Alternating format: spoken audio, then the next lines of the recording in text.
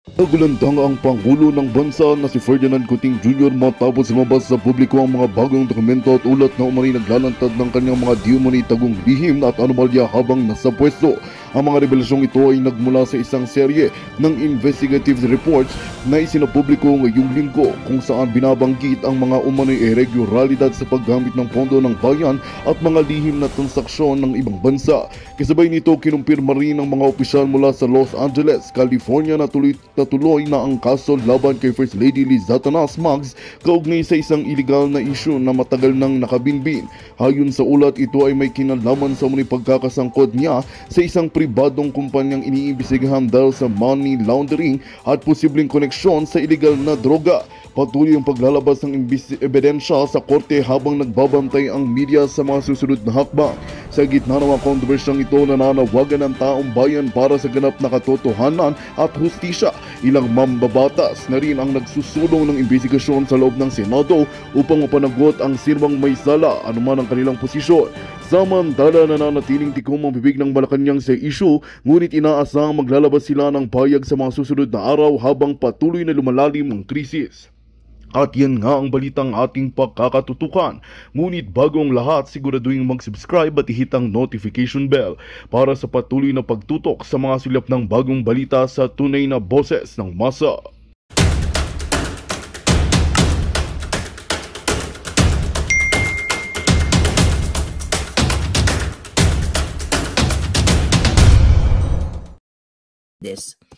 Tapos, i-tag nyo ako sa Facebook or i-post nyo, PRRD.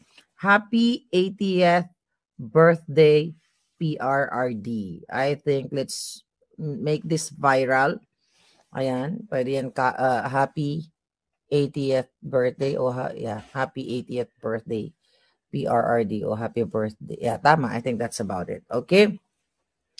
So, ngayon, mga palangga, happy 80th birthday, PRRD. Okay, go na yan. Or happy birthday, PRRD. So, hanapin na natin yung hashtag. So, grabe, for 80 years sa buhay ng ating Pangulong Duterte, ay talagang ipinakita niya yung, syempre, yung tibay at tapang. At ipinakita din ng mga addictus, ng mga bangag kung gaano sila kasama sa ating not only sa ating mga senior citizens, ngunit sa former president pa. Ganito po kahayop ang gobyerno ni Marcos Jr.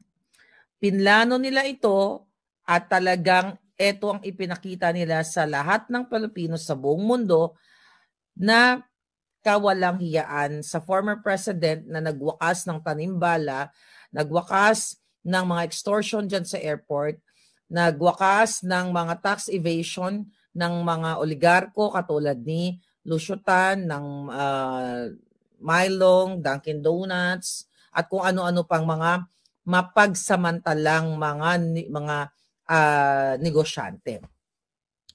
So ngayon, mga kababayan, ipakita natin yung suporta natin kay PRRD, gawin nating viral kasi, sooner or later, makikita niya ang inyong pagmamahal sa kanya ng freely. Ibig sabihin na wala na siya doon sa loob ng kanyang room or detention or, kung ano man ang tawag doon sa kanyang kinalalagyan ngayon.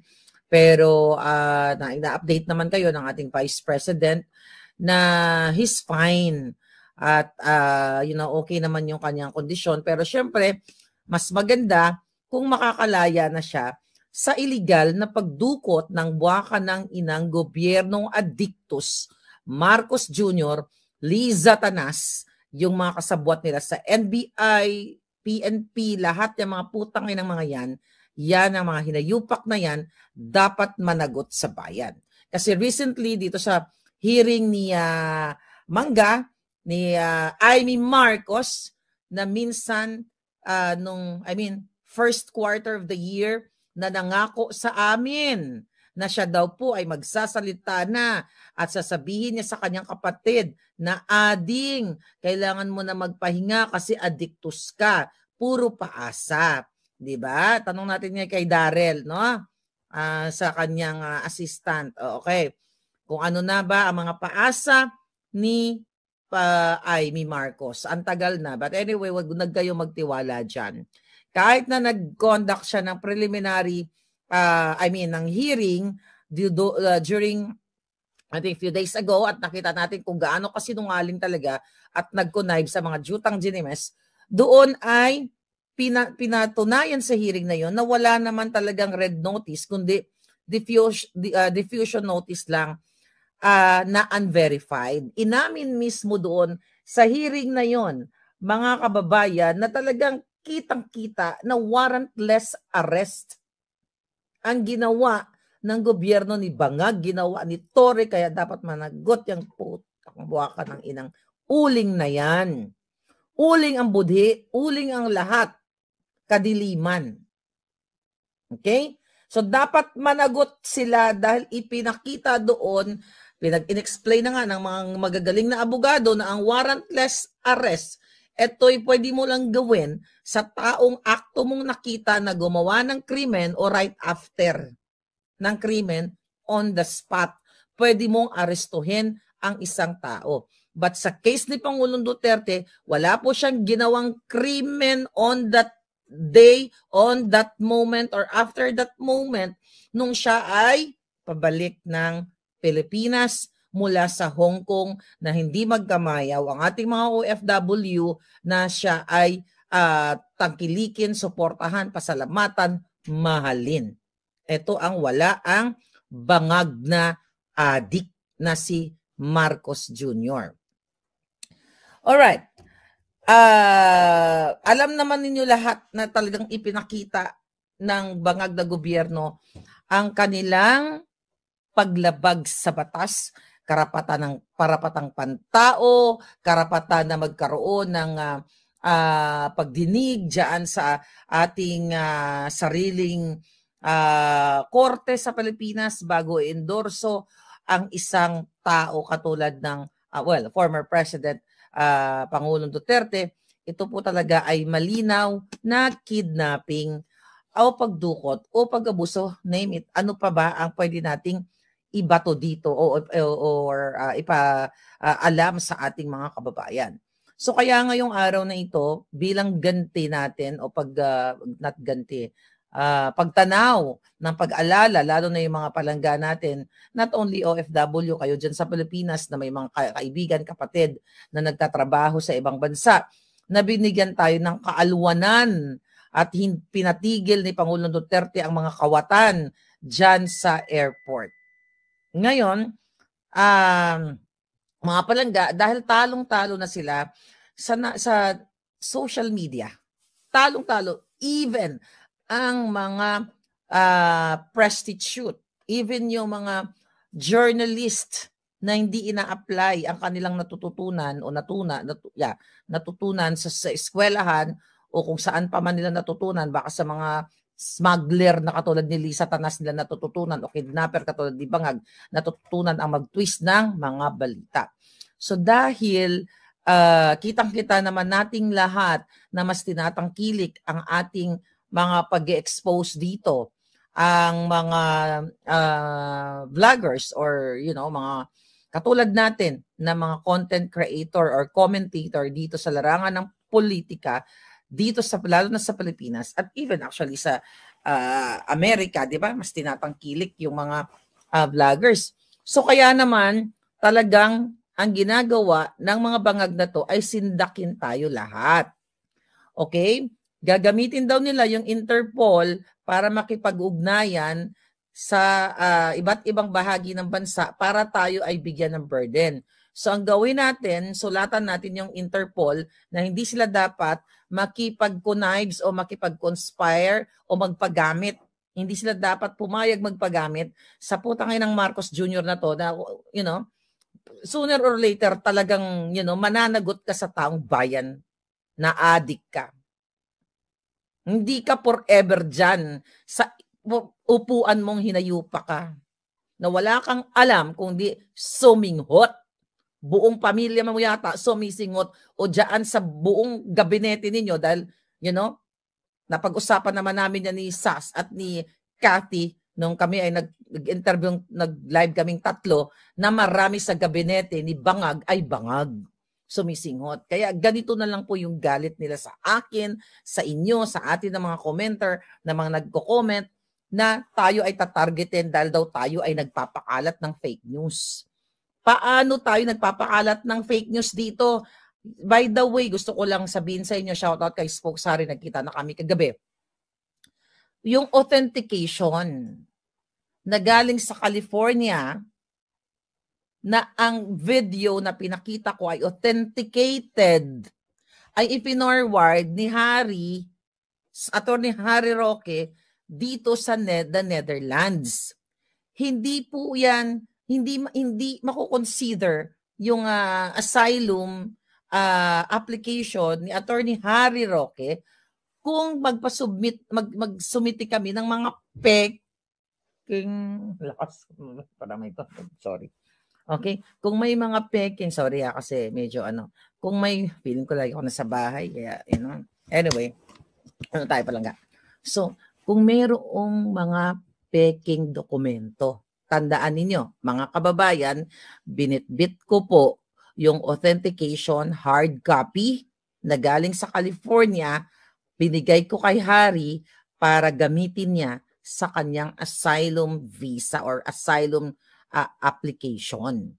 Hindi po ako, hindi ko ipapahamak ang sarili ko na gumawa ako, magbitbit ako ng peking documents galing sa recto, katulad ni Bangag, ng kanyang diploma ay galing sa recto, 'di ba? Puro kasinungalingan para ipahamak ko yung sarili ko. Para ipahamak ko ang US government and yung both countries, 'di ba? Yung relasyon ng bansa kung nasaan ako, kung saan ako nakatira, at dito hindi ako syunga, hindi ako addictus na katulad ni Lisa Tanas at ni Bangag na magpapagawa ako ng diploma sa recto or any certificate sa recto para ipadala dito. So yun po. So isa sa mga ginamit ni Attorney Harry Roque, ni dating spokesperson Harry Roque, yung authentication. Okay? Yung authentication. Okay. Ngayon, mga kababayan, the reason why tina-target tayo. So gagamit sila ng mga fabricated crime, magpa-file sila ng mga cases not only para sa akin, even kay SAS. Ngayon na talagang sobrang tina-target nila kasi masyado kaming mabangis pagdating sa social media engagement. Right? Nasasapawan na namin ang mga, nasasapawan mo talaga yung mga sinungaling. Even yung undersecretary na tahol ng tahol, hoy, huwag kang gagamit-gamit ng Claire dahil hindi ka Claire. Clarissa ka. Okay? Yung undersecretary po na nagpapanggap sinungaling, gagamitin mo pa yung pangalan ko, ako sa birth certificate ko, Claire talaga ako. C-L-A-I-R-E. Ikaw na buwa ka ng ina ka, Clarissa ka. Hindi ka Claire. Doon pa lang fake news ka na. 'Di ba? O palayaw mo yan, I don't care, pero hindi ka Claire. Isa kang Clarisang uto-uto at nagpapagamit kay Bangag. Yan, mga kabayan, asarin nyo yan. Kamo hindi ka Claire, hindi bagay sa'yo ang pangalang Claire. Pang may dignidad lang yon. Okay? But in fairness, dun sa mga Clarissa kung palangga, exempted kayo. Di ba? Ikaw ay Claring. Okay? Well, lola ko Claring. Ang lola ko actually Clarita, but not Clarissa. Okay? Ang sa akin lang, huwag ka magpanggap kasi na pareho tayo ng pangalan. Right? Hindi ka Claire. Clarissa ka, Clarina, anong pangalan mo? Clarica, diba? Bitter kang, jutang ginina kang, abugagang, walang alam. Wala kang alam, Clarissa Castro. Ang alam mo lang, umatake sa mga Duterte dahil bayad ka para umatake. Okay? Yan ang katotohanan. Clarissa, lumulobo ka na sa paglamon mo dyan sa Malacanang. Diba? Siyempre, lumalamon kayo dyan. Pera ng bayan, lumulobo ka na. Sana magpalobo ka pa para one day mag-pop ka. Diba? Parang lobo lang. Diba? So yan, mga kapalangga. So, wag nyo na tawaging Claire yan dahil ako ang tunay na Claire. Hindi siya Claire. Birth certificate ko, walang daya yan. C-L-A-I-R-E. Ikaw, Claring Praning, sabi nung nag-comment. Di ba, mga kababayan? Anyway, wag yung Claring Palingkera, sabi ni Agnes. Clearing, o pwede rin. No? I love that. Sabi ni Evie Magna, clearing, parang may aning-aning, di ba? Parang ganun. Anyway, sa seryosong usapan mga kababayan, wag tayong magpapatinag. Dahil itong mga hinayupak na to, imagine mo, pinadalan pa kami ni SAS. I don't know kung sino pa mga vloggers pinadalan kami ng mga bangag ng tanim inciting to sedition video. Ano po yun? Puntahan nyo na sa Boljakan at saka lalo na kay SAS, maraming post si SAS doon. Nakamas na mga polis, kunwari, may logo, tapos ang dilim-dilim pa, na sila daw ay, ito, tignan lang natin to. Sila daw ay nag-aalsa or something. Teka, wait a minute. Ang sabi ng mga nagpapanggap na pulis, 'di ba? Alam ko naman hindi sila pulis dahil hindi ganyan ang pulis. All right? Okay. Ito trash. Tinrash ko na yung message nila. Pinakita ko na ito. Anong sabi ng mga jutang ginimes? Okay, greetings. Greetings, hindi nga kung ito ay follower ko. Okay? Kung ito ay follower ko, nagbo-view, 'di ba tayo? Nagtatawagan tayo ng pangalan, Palangga, Marlica, Binibining Marlica, 'di ba? Ganun, mayroong tayong terms of endearment. Kasi na-develop na yung ating relationship through what? Pareho tayong fight para sa bayan. So 'di ba pag nag-message ka sa tao, i-address mo yung pangalan. So ito, alarming, kayo na nabasa to, greetings. We are forwarding this message in behalf of all the uniformed personnel, katipunan ng pulisya. Anong kaputang katipunan ng pulisya? Ang sabi niya, who are disappointed and disgusted with the political exploitation of current administration. Hindi rin nila matawag na Marcos Bangag administration. Ang sabi pa dito ng tanim inciting, our intention is to show our grievance against the political driven actions of the organization and to urge others who are grieving in silence. Julul. Sabi pa niya, okay, we entrust this video, sabi niya, we entrust this video in your Facebook page as one of the credible source of information and we align with your opinion. Oh, really, Charlie? Diba? Akala niyo mauto mo kami? Akala niyo magugoyo niyo kami, mabubudol niyo kami ni SAS? Ha? Mga gunggong. Sabi niya, ang aming kinukundina ang mga ilegal na at konstitusyonal na gawain na nasa kapangyarihan, pagpapalakas ng administrasyon sa grupo nila Castro, isang convicted criminal, pagmaniobra sa BICAM report, illegal na pagpapadala kay PRRD sa isang malaking sampal na hukuman, pagsunod ng administrasyon sa banyagang pwersa, sabi niya, nais po sana naming ipaalam sa publiko, ipaalam niyo po sa publiko na meron ng lumalaking grupo, o reformado, saan? At saka wag kayong magmas. Sa panahon ngayon, kung gusto mong magpakita ng tapang, wag kang magmas. Kung talagang totoong pulis kayong mga hunghang, huwag kang magmas, huwag ka magtago sa kadiliman.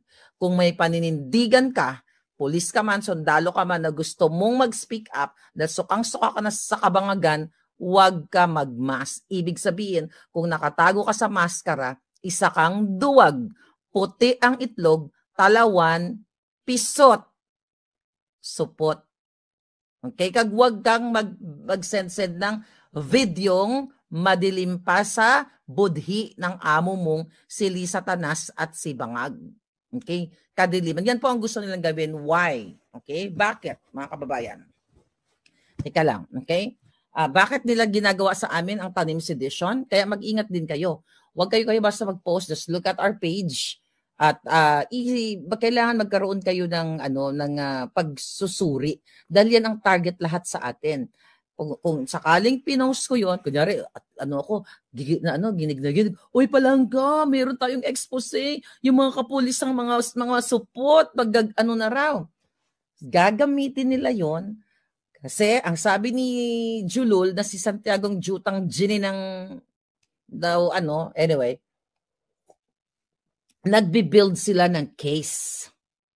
Nagbi-build sila ng case laban sa akin, laban sa mga vloggers. So magtatanim sila ngayon na kunyari ay mga expose.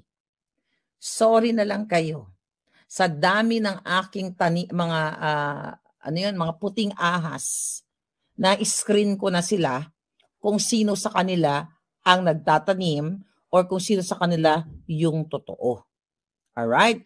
Even though I don't know them, di ko alam pangalan nila, address nila, telephone number nila, o kung ano pa man, wala akong idea kung sino silang mga puting ahas. Alam kong credible yung kanilang mga binibigay na informasyon. Katulad na lamang yung Oplan eliminate the Dutertes, the vloggers, and us, yung mga kritiko. So yun, hindi pumalpak. I may say na 100%, okay? Yung puting ahas na ito, 2, 3, 4, 5 ata sila, 'di ba? Na iba-ibang mga, iba-ibang mga logo nila na bonggang-bongga. Pagdating sa mga in-expose nila sa government anomalies ni Bangag, yung mga kadyutahan ni Satanas ay accurate. So ngayon, nagtatanim, hindi yun, siguro not puting ahas yung sa kana, tanim, itim ahas. Pag-viral natin yan. Tanim, itim ahas, mga kababayan. Alright? So yun yung ginagawa nila ngayon, mga palangga. So ano gagawin natin ngayon? So dapat ay maging mapagmatsyag, basa-basa mag-post, lalo na yung mga cue card, ang tawag doon, quote card. Yung mga quote card, nandiyan yung picture ni PRRD, kunyari, picture ko, picture ni Trump, picture ng mga official, na kunyari may sinasabi silang ganito, ganyan, na whatever. So, mapanuri kayo.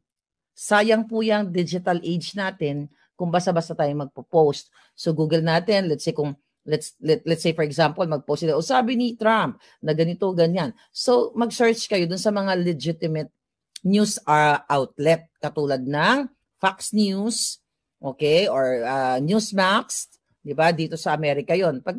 Kapag tungkol sa kay Trump, ang mga sinasabi dun sa Q card. Anyway, ano pa mga palangga, mga babasahin natin? Yes, thank you so much. Okay. Our spear, thank you. Ay, ganyan pala dapat. Alright.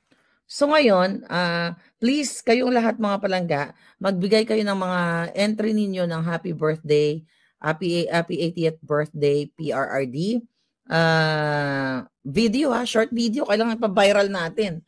Tapos ilagay nyo kung saan kayong lugar. Kunyari, ganito. Hello, ako po si Maharlika mula dito sa The Netherlands. Bumabati ako kay Pangulong Duterte.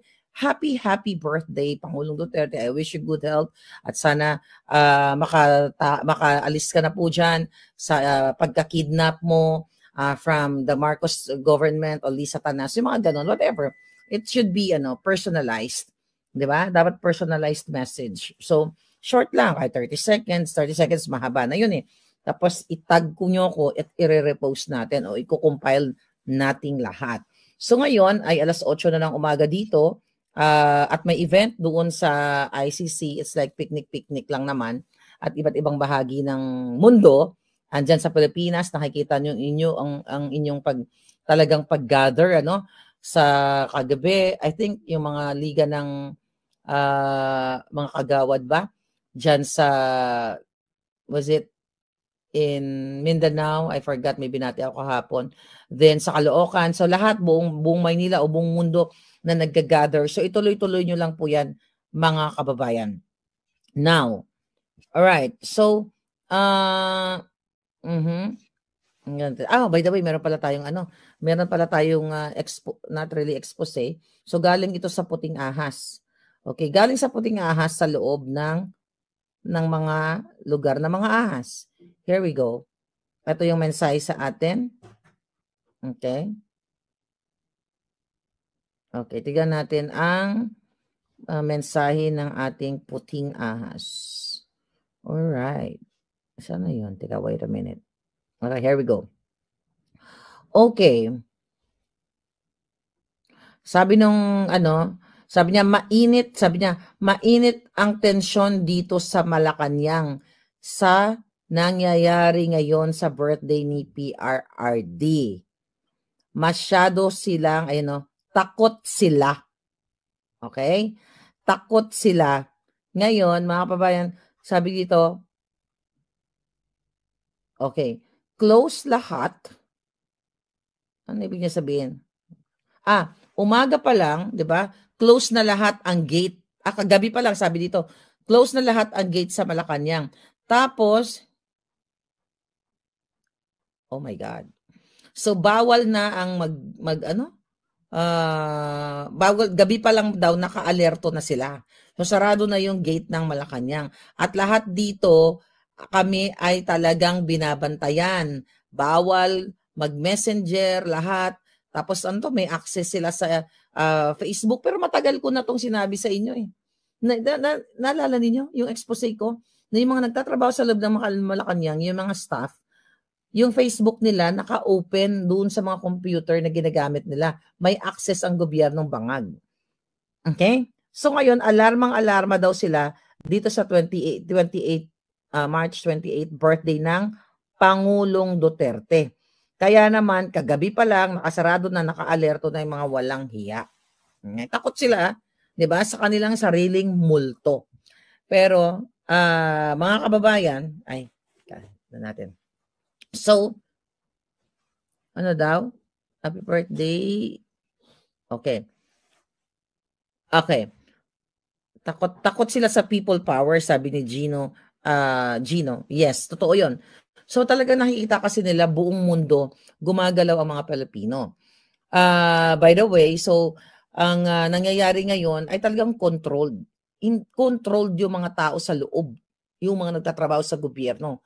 Pinagbabawalan sila, tinatakot sila. Even yung mga kapulisan, di ba? Even yung mga kasandaluhan na yan, takot. Mga walang bayag. Takot silang ipaglaban ang katotohanan. Takot sila ipaglaban ng Pilipino sa isang adik na presidente. Mga buha ka ng ina nyo. Adik yung presidente nyo, nakatulog-tulog pa rin kayo. Magandang balita ang hatid namin sa inyo ngayong araw. Sa pagtatapos ng aming balitaan, nagbigay kami ng mga mahalagang impormasyon. Maraming salamat sa pagtutok at pagsuporta sa aming programa. Huwag kalimutang manatili sa mga susunod na araw para sa mga bagong balita at mga kwento na dapat nating abangan. Mula sa Boses ng Masa, magandang araw, Pilipinas!